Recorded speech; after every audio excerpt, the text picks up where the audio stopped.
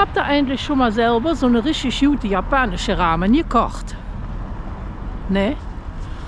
Oder ein würzig indisches Alu-Gobi? Was ist mit dem persischen Zeresk? Auch nicht. Vielleicht karibisch. Hühnchencurry, Jambalaya. Ne? Ja, warum? Ach so, die Zutaten sind so schwer zu kriegen.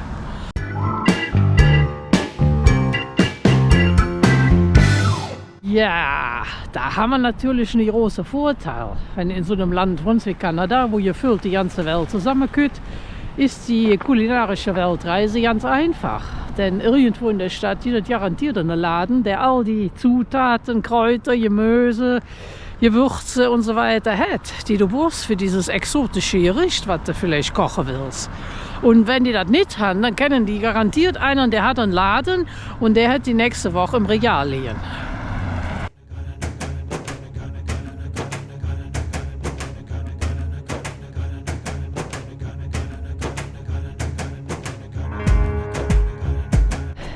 Ja, ich weiß nicht, ob ich das schon uns erzählt habe, aber ich war ja uns länger in Indien. Mehrmals, wenn du alles zusammenrechnest, so um ein Jahr.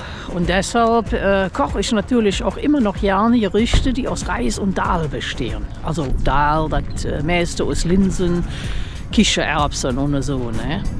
Und hier in dem Laden, da kriegst du alles, was du für die indische Küche brauchst. Dal in allen Varianten.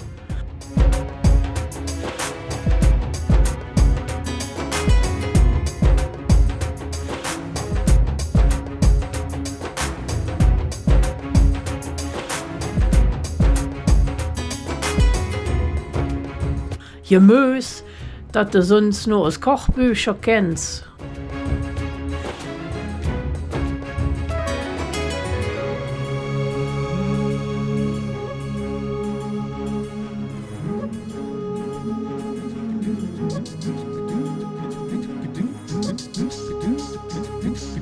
Gewürze wie Turmeric und Garam Masala.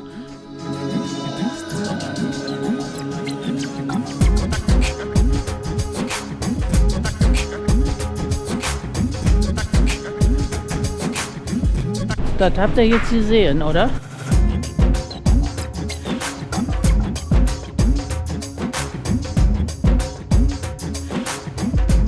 Und natürlich Süßigkeiten. Wie Laddu oder Gulab Jamun. Dazu ein kleiner Chai, so ein Tee mit Kardamom. Und dann ist der Nachmittag gerettet. Butter Chicken. Und für die tägliche Meditation gibt es hier auch noch alle möglichen Sorten von Räucherstäbchen. Hier, das sind meine Lieblingsstäbchen. Ihr ahnt es schon, ne? Jetzt wird es herzhaft.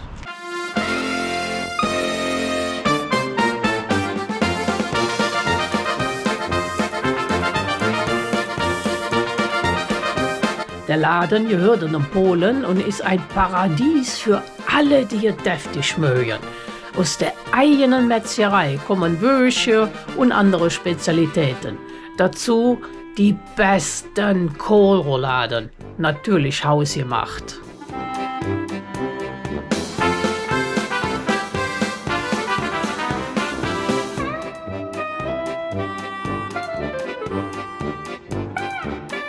Ein großes Sauerkrautangebot, jede Tee natürlich.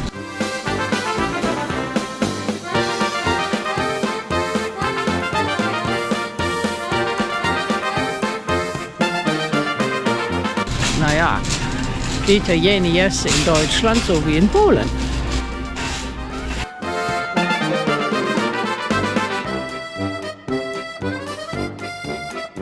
Und so ein bisschen wie ein kleiner Heimaturlaub zwischen Kühl- und Wursttheke. Bodenständig, authentisch und so jetzt von lecker.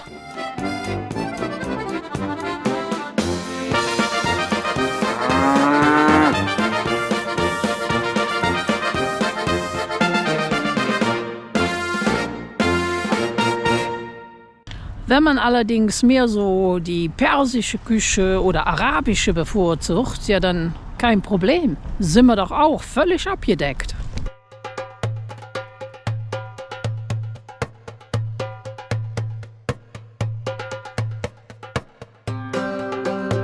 In diesem Laden kann man ganz nebenbei sogar noch ein bisschen Arabisch lernen. Viele Produkte sind nämlich zweisprachig beschriftet. Beim ersten Besuch stand ich allerdings bei manchen Gemüsesorten ein bisschen ratlos da. Da muss etens Google Lens helfen, weil ich wirklich keine Ahnung hatte, was das alles ist. Aber genau das macht ja der Reiz aus, ne? Entdecken, ausprobieren, was Neues wahren.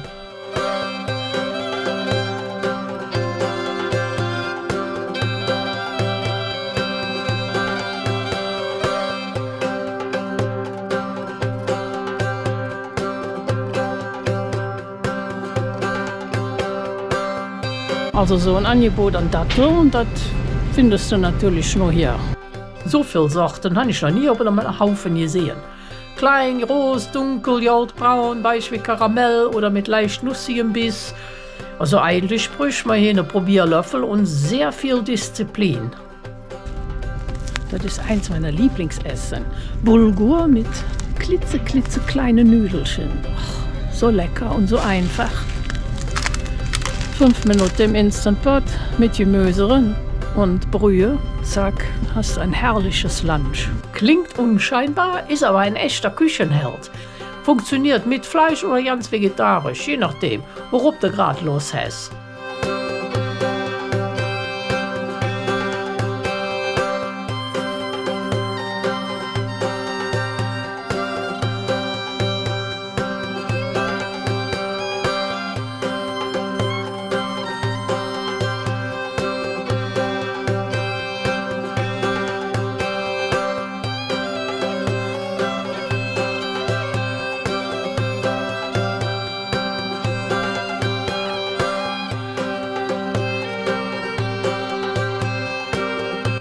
Hingermer seht ihr, der größte asiatische Supermarkt, den wir hier in der Gegend haben. Ich traue mich fast da ja nicht drin zu gehen, weil ich weiß ganz genau, was passieren wird, wenn ich da nur mal kurz euch was zeigen will.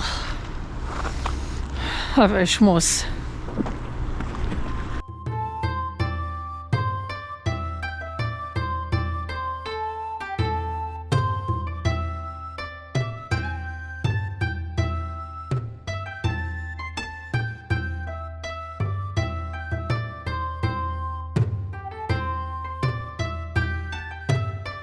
Au!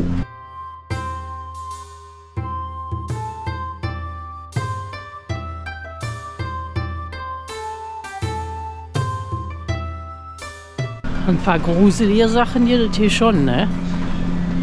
Kuchen mit Hühner Sachen drin. Ich habe den Nudelgang erreicht.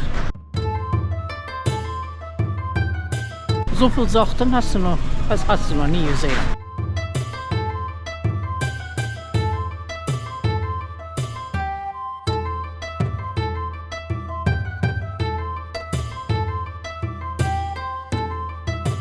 Die Nudeln kriege ich nur hier. Die schmecken so gut. Habt ihr die schon mal probiert? Soba-Nudels, Buckwheat.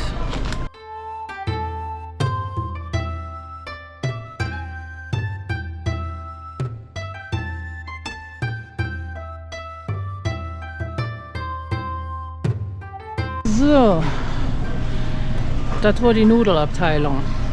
Hier noch Auswahl.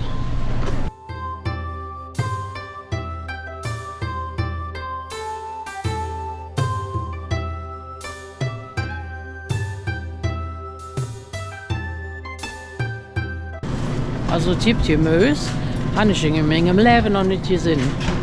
Ich weiß auch ja nicht, was du damit meinst.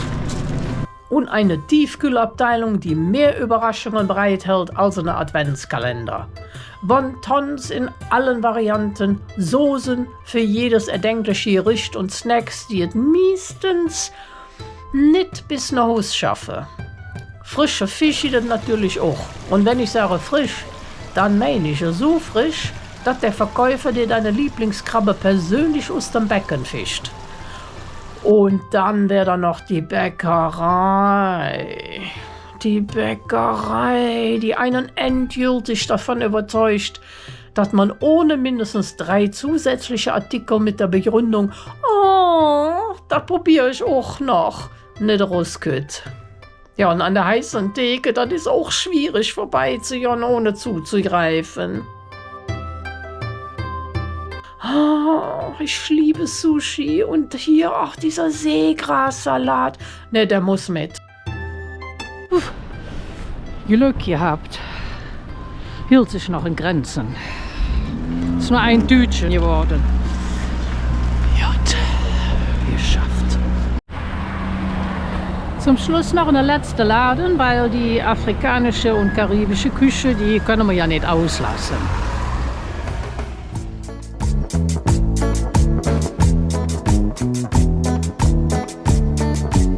Oh, hier riecht direkt nach Gewürzen mit Charakter.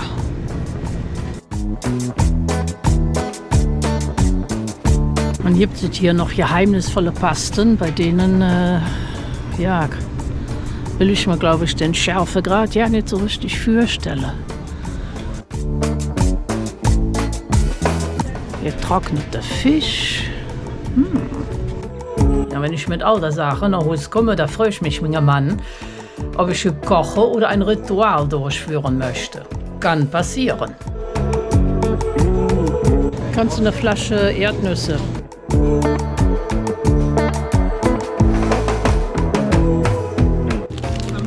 Ein Brot aus Jamaika. Ein Saft aus Trinidad.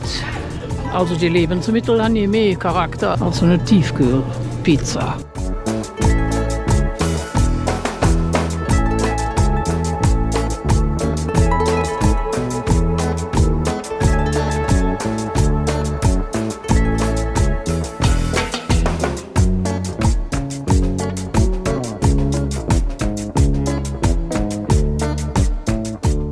Wenn ihr jetzt allerdings nur so Basissachen braucht aus der exotischen Welt, dann könnt ihr Glück haben und kriegt die direkt bei euch im Supermarkt. Da brauchst du ja nicht in so Spezialläden zu gehen, weil jeder Supermarkt hat nämlich inzwischen eine internationale Abteilung.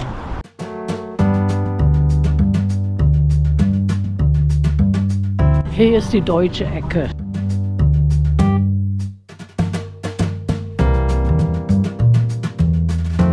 Der ist gerade noch mal richtig teuer geworden. 1,50 Dollar mehr als letzte Woche. Wahnsinn.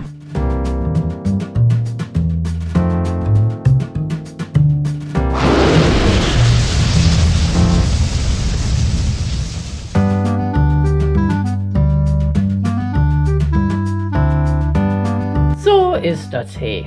Egal aus welchem Land du kommst, deine erste Heimat mag vielleicht weit, weit weg sein. Aber in Kanada kannst du da wenigstens ein Stück davon in die eigene Küche holen. Also, ich wünsche euch jetzt bis dann. Tschüss.